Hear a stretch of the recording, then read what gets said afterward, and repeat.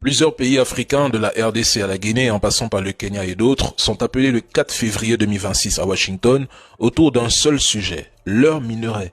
Ne nous trompons pas, ce sommet n'est pas africain, il est américain. Il est pensé pour la sécurité nationale des États-Unis, pas pour le développement de ces pays africains. L'Afrique est invitée comme réservoir de matières premières, pas comme partenaire égal. L'objectif américain est de briser la domination chinoise sur le cobalt, le lithium, le cuivre, le fer et les terres rares. Ils veulent verrouiller l'accès américain aux ressources indispensables, à leur industrie, à la défense, à l'IA, aux batteries et à l'énergie. Pire, Washington a évalué les bons élèves des mauvais États. J. Peter Pham le dit sans filtre. Les États africains jugés fiables seront récompensés. Par contre, les régimes perçus comme hostiles ou imprévisibles seront écartés.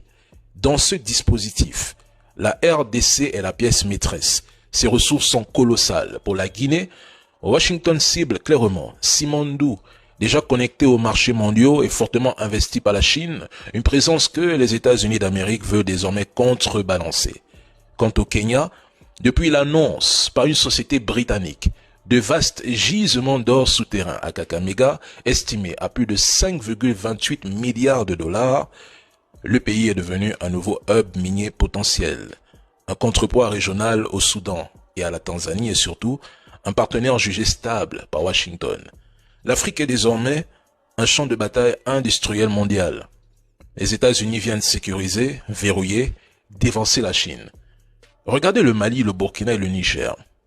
Ces pays, l'AES, sont assis sur de l'or, de l'uranium, du lithium, du manganèse et des corridors stratégiques. L'AES est devenu à Washington un signal d'alerte stratégique.